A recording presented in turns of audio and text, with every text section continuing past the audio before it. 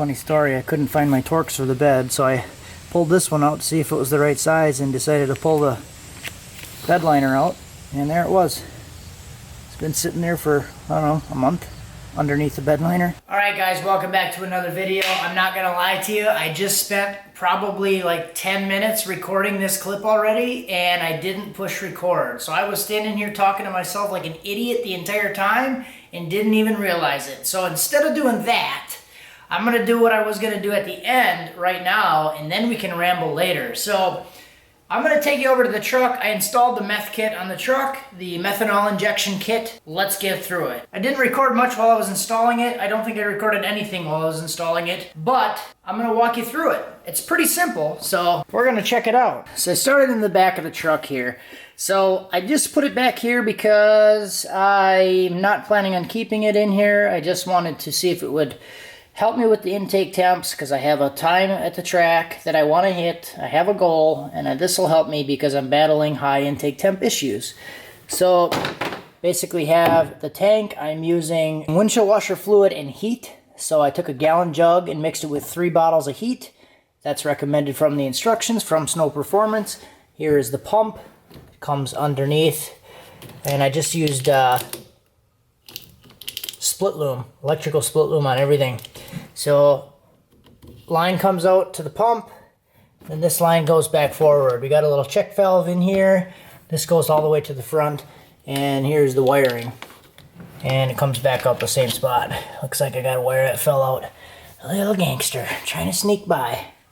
Let's go underneath. So, and I will say right now, if I do fall in love with this thing, and this really helps me, and I want to keep it on here, I'm gonna get like one of those toolboxes. I was looking at one. I found one on Craigslist pretty cheap today. One of those little toolboxes back here, and just keep it right there. Kind of add to the sleeper look and make me go zoom zoom. It's kind of hard to see back in there, but there was a factory hole in the back of the bed. So I used some 3/8 inch fuel line and went over the nylon feed line that goes through that middle opening, and just brought it right back down. And I used some split loom, and I have the electrical connections, the wiring, and the nylon line going all the way to the front. Just like that. I did tape this like every 6 inches, just so nothing falls out, and then I used some zip ties, and I was lazy and I didn't even cut them off. So then that goes up to the front. So that is the feed line and the electrical for the pump. So here is where that line comes up. Here underneath. Up here underneath, tucked back. And then this is just the relay and the control switch for it. So I have the little vacuum line boost switch. And this is what activates the relay. This yellow line just goes over to the fuse box. I got a little fuse panel underneath there that it's connected to, so I used the 15 or 20 amp relay that came with it, put it in my little fuse panel, wired that up to the relay. This green line is going to be for the indicator switch that shows that it's pumping. It just hooks up to an LED, but I didn't run that yet. And then this comes over, I grabbed the grounds, so there's a ground off the relay, and the ground for the pump are actually ran all the way up through here. Underneath this, grounded right to the battery, and then I kept the nylon line inside the split loom right to the nozzle. So if you're looking at it, it just kind of looks like, I don't know, wiring all hidden except for this. I still want to kind of hide this a little bit and run the LED indicator light. So still got to do that yet, but that's how this looks. I just cut a little section of this heat wrap out, and then just 1/8 inch NPT tapped the pipe. I did buy some of these that I was going to weld into the pipe.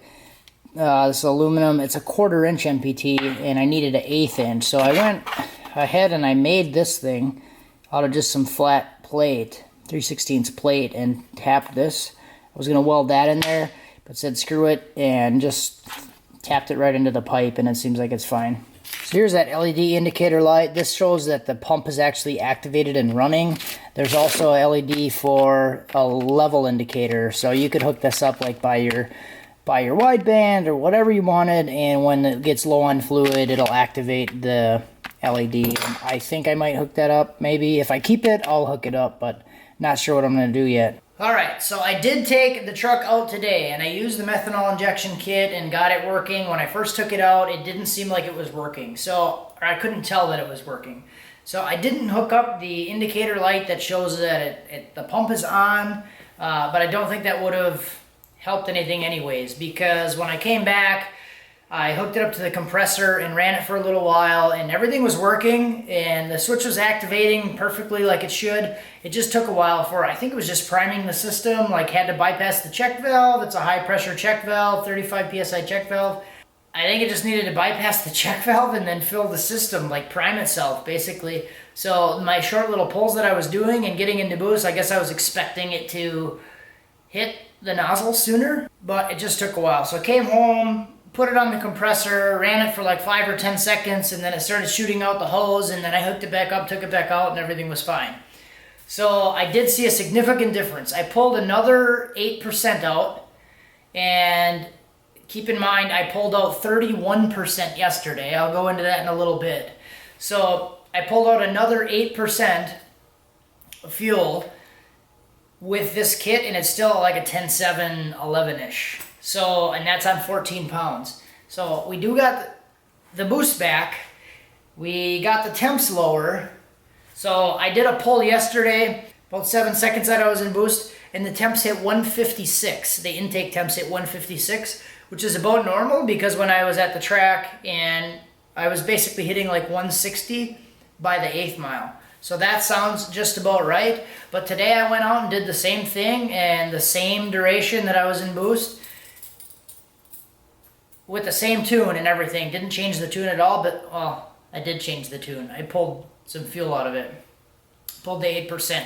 So I took fuel out of it, did the same pull, and 7 seconds I was in boost, and the temps only hit 108. So that's a 48-degree drop in temperature, so I'm pretty excited about that. I'm also happy about something else I didn't record. So one other thing I didn't record was when I was changing the fuel pumps. I did post it on the community tab on my page, my YouTube page. If you don't know about it, you can go on the page and see just stuff that I post, like a picture with a comment, stuff like that. So wanted to update you guys that I was putting the second fuel pump back in after I changed the rails. So I changed the rails, that really helped, and put the second fuel pump back in, and I still had some issues with it because it was regulating the pressure high. So I ended up just leaving the pressure where it was, driving it around a little bit, and the pressure is still adjusting fine, everything is good. That's where the 31% comes in. So yesterday I was driving around, I drove the thing for, I don't know, I went through a half a tank yesterday and today when I was driving it, just making some changes. So I ended up pulling 31% out. 31% of the fuel out.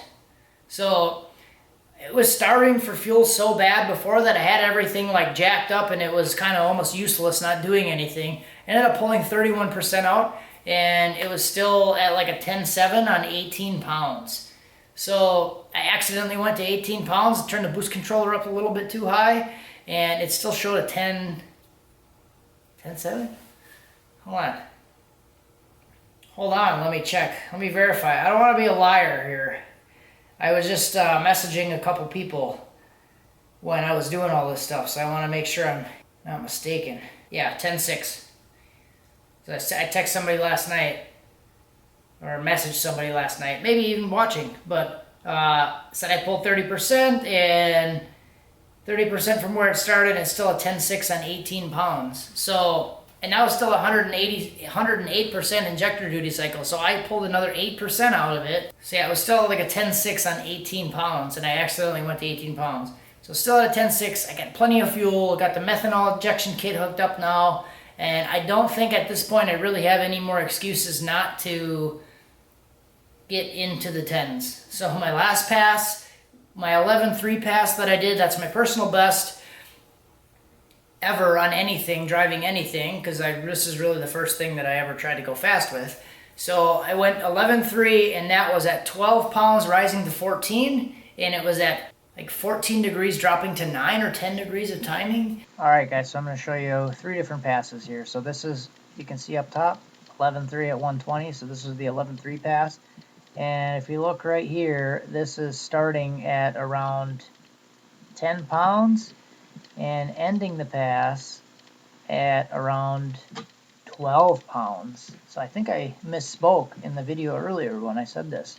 I thought it was 12 to 14. It's actually 10 to 12, but the timing, it was dropped down to 12 degrees. So, and I'm still running out of fuel. Look at this. This is 11.9 by the end of the pass at 128% duty cycle. So injectors are way maxed out, and I'm running out of fuel. Also, low boost, 12 pounds, 10 pounds to 12 pounds, and only 12 degrees of timing.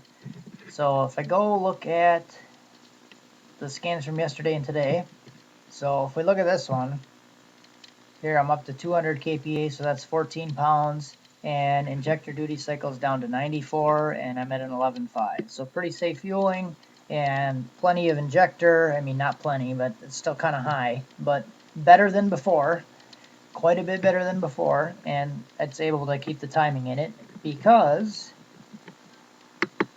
I'm not pulling timing yet. So this one was still at 147 degrees, and I got up to 156 degrees after, shortly after the pass.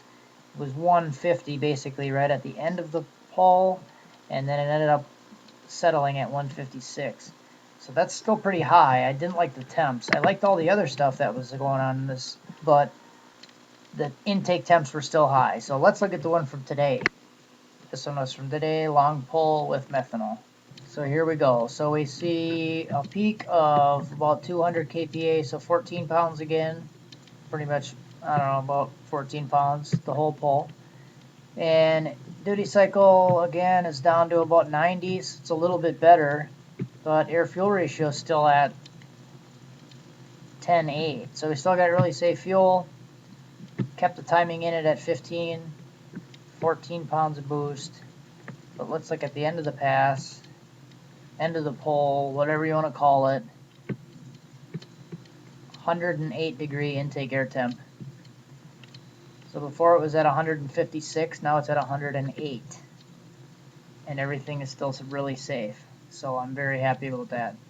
So now the truck is at 14 and 15 degrees and very well capable of going well into the 18s safely. So if I can't pick up 3 more tenths with what I did today and yesterday, I need a new hobby. So hopefully the next video will be some excitement or something broken.